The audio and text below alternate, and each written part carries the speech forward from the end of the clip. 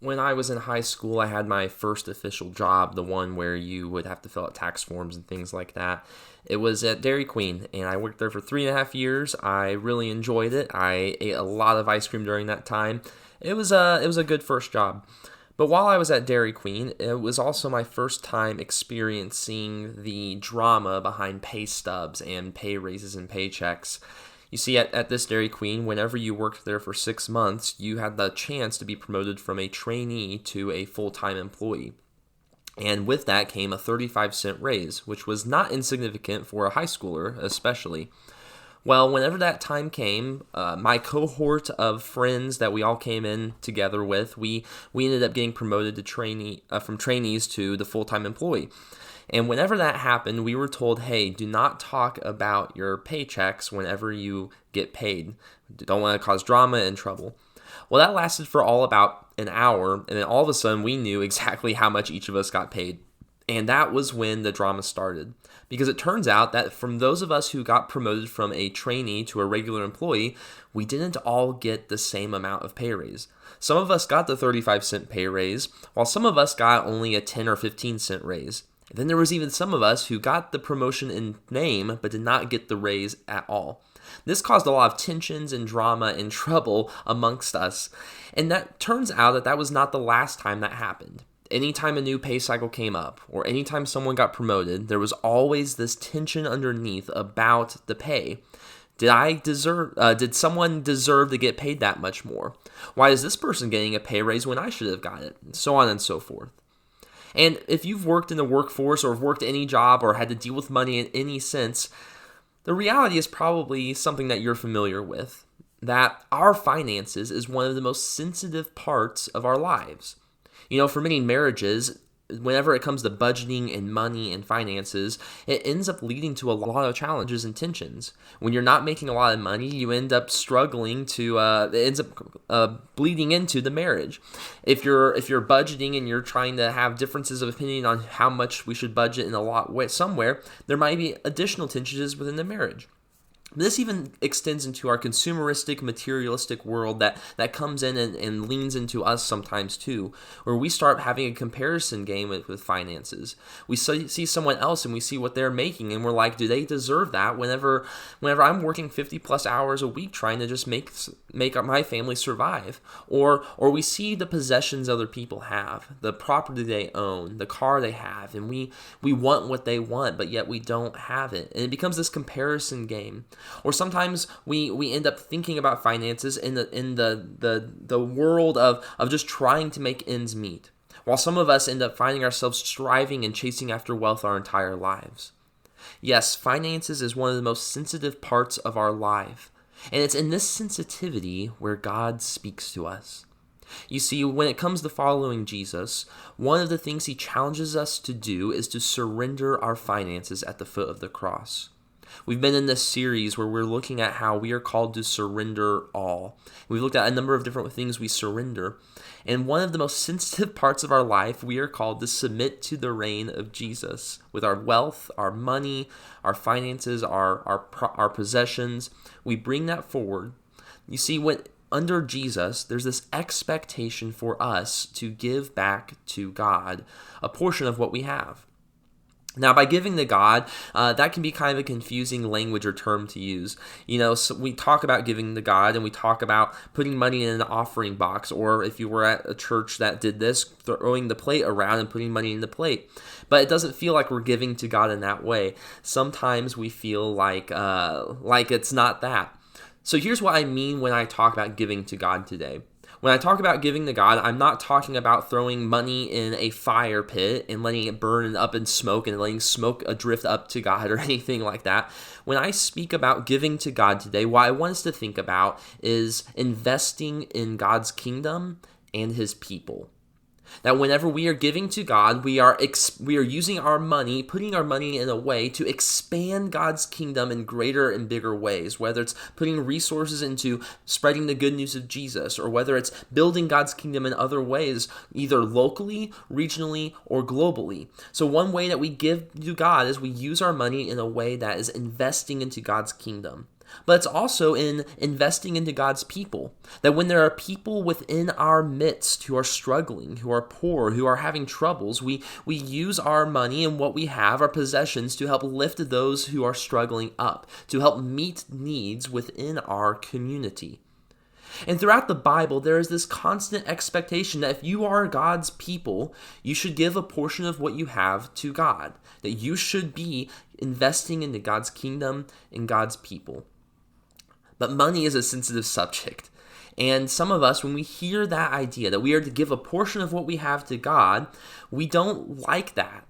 For some of us, we have concerns if we do that. That if we give to God in this way, if we give even a portion of what we have, we are going to struggle to survive. That our families may not be able to live well or live at all because we're just trying to keep the lights on. And so to give a portion of what we have to God, we're worried about that. On the other side of that, we see this other side where some of us, we've been living a life that we have not given anything to God ever. And we think to ourselves, hey, I've worked the 50-hour work weeks to have this money. That I have put in the time and the effort and the energy to gain this property or gain these possessions. This is mine to use with what I want. And so we don't see a reason to give to God. But I wonder if our posture would change if we had the right perspective on money and finances and possessions. What if we viewed money the way God views money? What if we looked at our possessions the way Scripture teaches about our possessions? I imagine that it might change our hearts and our posture and how we view our finances. And it might give us reason to why we are called to surrender even the most sensitive parts of our lives to God. But for us to get there, we have to start where Scripture starts. You see, there's this really foundational element about finances and about not just finances, but our possessions and for our place in the world that we have to start with. It's this principle that echoes throughout Scripture.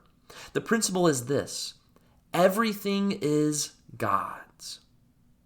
Everything in this universe is God's. And what that means is that our place as human beings in God's creation is that we are managers, not owners. We are stewards, not possessors.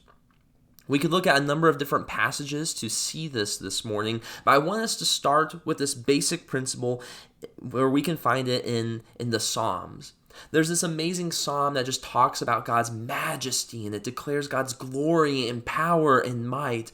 And we're not going to look at the whole psalm today, but I want us to start today by looking at just the very first verses of the psalm. The psalm is Psalm 24, and just listen to what the psalmist writes in verse 1. The psalmist says this in Psalm 24:1, "The earth and everything in it, the world and its inhabitants, belong to the Lord." The psalmist declares that everything in this world is ultimately God's. He is the owner of it all. He is sovereign over everything. Why is this? Why is everything God's? Why does he take ownership over it all? Well, the psalmist continues and he says exactly why in the next verse. In verse 2, he says this: "For he laid its foundation on the seas and established it on the rivers." The principle here is so simple. Everything is God's because God created everything. He has ownership over the land and the stars and the creatures in the earth and the mountains and the seas. He is the one that brought it all into existence. He created it all. Therefore, everything is God's. Everything is God's because God made everything. He is sovereign over it all. Everything is God's. That includes even our finances. You see, when that is our foundational principle in how we live, when we recognize that everything is God's, we recognize as human beings that everything we have is not ours. That ultimately everything we have is God's. The money we earn even is ultimately His. Back in the Old Testament, the Israelites, they were finally about to enter the promised land. You know, God freed them from Egypt, but then on their way to this promised land that God gave them, they got into trouble. They disobeyed God and they rebelled against God. And so God took put them through a period of wilderness wandering, that for 40 years God tested them and made sure that they were willing to be faithful and loyal to him. And then finally it's time to go to the promised land. And along the way, right before they enter, Moses has some final words of encouragement to them, some final words of wisdom, some final warnings and reminders for them as they're about to enter. And he tells them to beginning with by telling them to keep their covenant with God. Follow their God's commands. Follow and obey his teachings. But also don't just follow his commands and obey his teachings, but also remember God is the one who made this all happen. God's the one that gave them this promised land. God's the one that rescued them out of Egypt and rescued them and led them through the wilderness. Moses tells them that when they're well off, when their stomach is full, whenever have herds of animals in the land that they own, that it was God who brought them out of Egypt and made this all happen in the first place. To obey his commands, keep their covenant with them, and remember that God is the one that made this happen. And then Moses says something so central to them as they are about to enter, and I want us to listen closely. In Deuteronomy chapter 8, verses 17 and 18, he says this: "You may say to yourself, my power and my own ability gained this wealth for me. But remember that the Lord your God gives you power to gain wealth in order to confirm his covenant he swore to your ancestors as it is today." As Israel is about to enter this promised land, God says, remember the reason you have all this. Remember that it was not your power, your ability to earn this property, that you didn't earn the wealth you have, you didn't earn the animals that you had, but instead it was God who gave it to you. That because God was faithful to his covenant, he gives you this land. Because God is faithful to his covenant, he's the one that is giving you your wealth. That he gives you the power, the ability to have this. What Moses reminds the Israelites is so important. That they are ultimately managing what God gives them. Everything is God's because God created everything. And what we want us to gain from these verses here is something that we have to be very careful with, because we have to remember that these verses need to be interpreted as Old Covenant verses, that they are part of the Old Covenant, the promises made between Israel and God. But the underlying principle is so important. That whatever we have is not something we earned, but it's something we receive. Whether it's our money, whether it's property, whether it's the animals that we take care of, we should have a posture that says, this is not my own. I am supposed to look after what is ultimately God's. We are stewards. We are managers, not owners. And when we have that principle down and understood, it will change everything that we see about what we have and what we seemingly own in this life. And by giving a portion of what we have received back to God, that is actually a way that we acknowledge that this is true.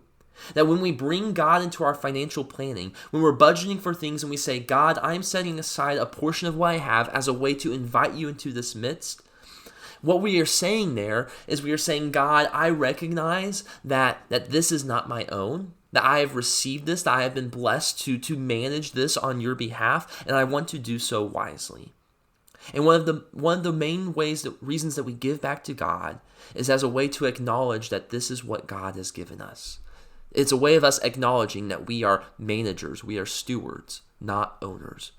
And one of the wisest ways that we can manage what God has given us, what we've received, whether it's our finances or our possessions, is by giving it back to God, by investing in God's kingdom and in God's people.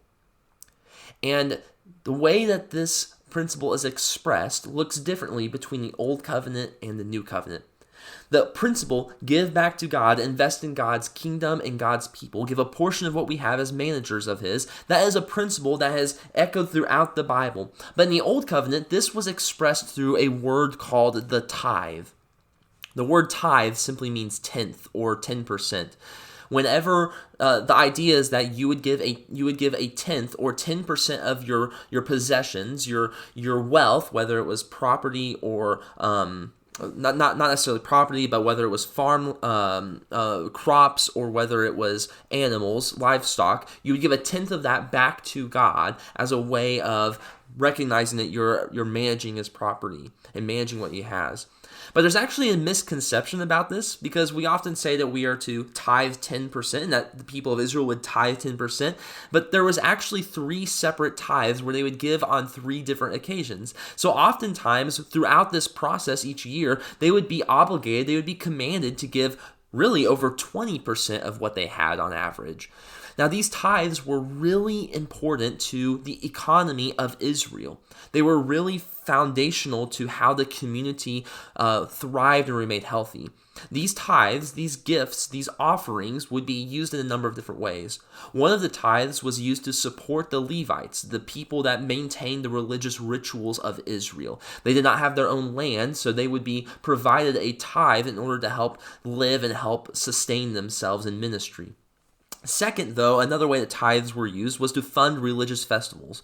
Israel would have various religious festivals and holidays throughout the year, and these tithes would help support and maintain these different events that would take place. The third type of tithe was really important as well. It was a way to help provide for the poor. That there was people within Israel's midst who could not lift up themselves and not provide for themselves. And so it was the other people of God's responsibility to help provide and make sure the poor were being sustained and living well. But whenever we get over to the New Testament, we don't actually see the tithe commanded in such a strict sense. By the time we get to the cross and we get to Jesus and we get to Jesus rising, on the other side of all that, we see that the tithe command is not strictly commanded in the same way. We don't have these religious festivals that we have to give a certain amount to help sustain and fund. We don't have a Levitehood that we have to help take care of. The things look different on the other side of the cross. And so to tithe in the sense of setting aside 10% of our income and our possessions isn't in the New Testament. However, that doesn't mean that giving back to God isn't a command. There is still an expectation. That principle still underlines everything about what it means to be a human. However, the way that command is expressed isn't through a tithe, it is through a new, different word: generosity. When Paul is writing a letter to a church, what we learn is that he is gathering funds across the various Gentile churches that he's started and he's ministered to. He's gathering these funds in order to bring an offering to Jerusalem to help relieve the impoverished believers in the city. That this is a sign of goodwill, showing unity amongst all the churches between Gentiles and Jews, and he's doing this in order to help sustain the poor Jewish Christians and believers in Jerusalem that have kind of been ostracized from society because they followed Jesus. And there's this one church that he's writing to, the Corinthian church, and he's writing to them and he's encouraging them to take part in this offering, and what he says next is so significant. He basically lays out this posture we should take when it comes to giving. He says this in 2 Corinthians 9, verses 6 through 9. The point is this: the person who sows sparingly will also reap sparingly, and the person who sows generously will also reap generously. Each person should do as he has decided in his heart, not reluctantly or out of compulsion, since God loves a cheerful giver. And God is able to make every grace overflow to you, so that in every way, always having everything you need, you may excel in every good work. As it is written, he, who's God here, he distributed freely, he gave to the poor, his righteousness endures forever.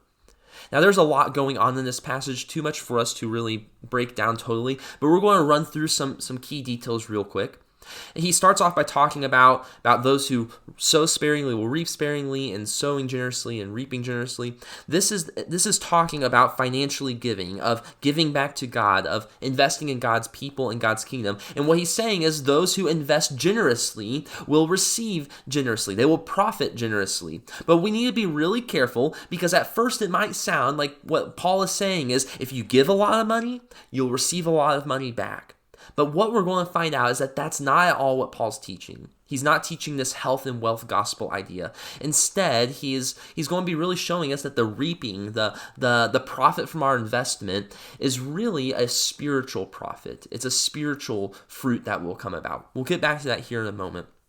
But then he goes on, and he really wants us to focus on how we give. That we don't give because we are commanded to give a certain amount. We don't give because we are obligated to, because we have to give, to check mark a box. What Paul tells us is that we give generously because we want to give. That we have a desire to give generously. Another way that we could put it is like this. We give to God not in order to meet a quota, but in order to satisfy the longing in our hearts. We don't give to God so we meet a certain threshold to say we've given this percentage of our income. Or we don't give to God to check a certain box. Instead, we give because of a personal conviction. That we see people in our midst who are struggling and we want to give in order to satisfy this longing in our hearts to help God's people. That we give generously in order to help expand God's kingdom because we want people to know who Jesus is and know the good news of Jesus being king. What I think has happened here on the other side of the cross is that the way that we give is different because we've been set free. The cross, Jesus, he has set us free in a number of different ways. We've been set free from sin, but I think we've also been set free in how we express giving back to God. You see, we seem to see this pattern in the early church, a pattern where the poor weren't able to offer as much because they're just trying to survive. They're struggling. And whenever this happens, we see that on the other side of that, those who were more wealthy in the church, those who were better off, they end up going above and beyond in order to lift up the poor, that they help lift up those who can't lift themselves up, and they end up balancing each other out onto an even scale. Well, I think what Jesus has done here is he's made giving a sort of sliding scale principle. If you are poor and you're struggling, you may not be able to give as much of your income.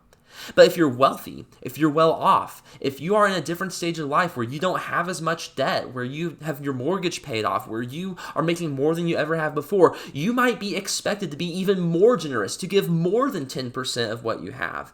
And by not pigeonhole us into saying you must give a certain amount, you must reach a quota, you must check off this box, what we have seen is freedom in our giving.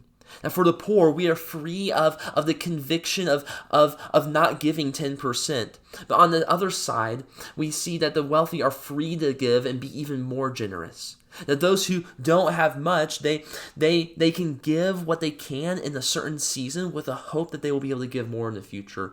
While the wealthy are able to be even more, they are unburdened to be able to give more because they are in a better financial place. It kind of reminds me of one of my friends at seminary. In my seminary time, we would have a cohort of different students where we would have the same classes together. And every summer, we would go and take the same summer intensive. So we would stay together for a week. We would usually rent out an Airbnb together.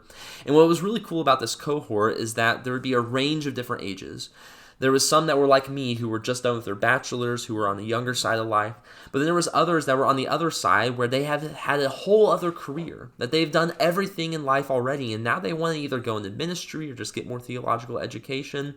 They would be more like my parents' age or even older in some cases. And it was a really interesting and really cool dynamic, and we still continue to engage with each other and talk with each other. It's such a joy to have that experience. But one of the people that was on the older side of the group is a woman named Jane Ann.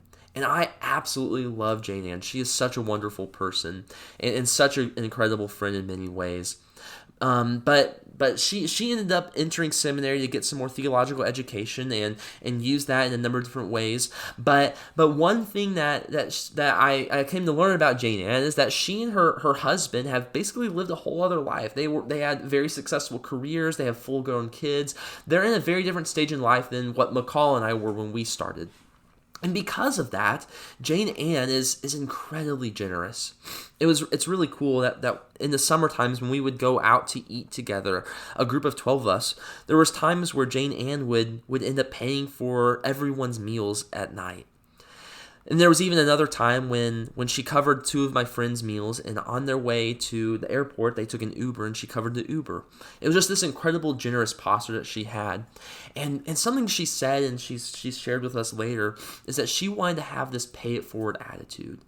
That she wanted to say that hey, I can afford this, I can be generous now, and I want to do that for you. And I'm hoping that one day that when you're in her shoes, when you're in my shoes, that you will be able to be generous to the next people that come along. And I love that. And I think maybe that's kind of what the New Testament shares. That for those who are on the wealthy end, who are far off, who have done life already and are at a different stage, they can give more generously in the capacity now in order to help those who can't help much right now, with a hope that one day they will be able to pay that forward as well. And then what I think is really cool about this is that Paul, he wraps up this whole idea about giving generously and making sure we have a posture of being financially generous. He wraps this all up by reminding us why we give. We said earlier that one of the main reasons we give is a way for us to acknowledge that God is the owner of everything. And that we are acknowledging that God, we want you to be a part of our conversation. We want to invite you into helping us manage our funds wisely. But then Paul goes on, he gives us some additional reasons on why we give. So in verses 10 through 12 in 2 Corinthians 9, Paul says this: "Now the one who provides seed for the sower and bread for food will also provide and multiply your seed and increase the harvest of your righteousness." What Paul is saying here is that God, he provides what we have. We've received from God, and we are blessed to be able to manage all of that. And he is going to multiply that and create a great harvest. Now, we gotta be careful. Again, this is not talking about an increase in financial harvest, that we will receive even more money, because he says here that it's a harvest of your righteousness. Paul is thinking on spiritual terms here, that we will produce more and more good works than just what we can do, but what the global kingdom will be able to experience. That there will be this harvest of righteousness, that we will be enriched in every way to be even more generous. I love that that Paul says this, because it reminds me also of kind of what Jesus says. How Jesus says that we are to store up treasures in heaven. That we are called to invest in something that isn't material, something that will outlast us, something that is going to be more spiritually fruitful and bountiful than what we can possibly imagine. So one reason we give is in order to exceed this expansion, this great harvest. But then second, he goes on, he says this: "You will be enriched in every way for all generosity, which produces thanksgiving to God through us. For the ministry of this service is not only supplying the needs of the saints, but is also overflowing in many expressions of thanks to God." Paul says the second reason we give to God, the reason we invest in God's kingdom and God's people, is in order to lift up the poor, to help those who can't help themselves. That we give in order to help those who are in our midst, who are struggling, who can't keep the lights on hardly at all, who don't have the means to go on right now. We give, and we give generously, so that way those who are at the bottom can be lifted up and be brought to a level playing field. But then third, he says, giving is a way that we give thanks to God. That when we use our finances in this way, when we give a portion of what we've received back to God, what that means is that we are praising God. That our giving is a form of worship. That we glorify God when we give generously. That when we invest in his people and in his kingdom. Throughout the Bible, there's a simple principle, a principle that what we have is not our own. Everything is God's because God made everything, and everything includes our finances and our possessions. What we receive is ultimately God's, and so we are supposed to take care of that well. We are managers, not owners. And we do that with generous hearts, and we do that to hope to see a bountiful harvest and to give praise and thanks to God. And when we have that idea down, it will change how we view our finances and possessions. And we can view our finances and possessions in one of two ways. On one hand, we can see what we have as something that is a possession, as something we've earned, as something that is ours, that we are intending to keep. Or we can treat money rightly as a blessing, as something that God has given us to look after, as something that we are called to use wisely because it is ultimately not our own. And those two views on finances and what we have will change the outcome of those. Here's my main point. When money is seen as a possession, we cling to it. When we see money as something that we've earned, that is something that we've worked to have, that is something that we own, we will hold tight to it and we will use it however we want because it is ours. We'll be prideful with it. On the other hand, when we see money as a blessing, we will give it. We have a more desire to be generous because we recognize that it's not what we want, it's not how we have, but it is us being a wise manager of what is God's. And one of the ways that God calls us to be wise managers of it is through generosity. When we posture our heart in a way that acknowledges what money truly is, it frees us to give it generously. It frees us to use our finances wisely. I was talking with a few people in a group about this Surrender All series a few weeks ago, and I can't remember why, but at one point the topic of surrender and finances came up. And one of the people in this conversation said something so profound that stuck with me. I texted him afterwards and asked him, "Hey, can I get this in writing? What was said here? I would like to use it." And he gave me permission to. His grandfather was on his deathbed at one point. And when he went to go visit his grandfather, his grandpa said something so profound. He said this: "When you're at this stage of life, you'll find out that gold and dirt mean exactly the same thing. Only Jesus will matter."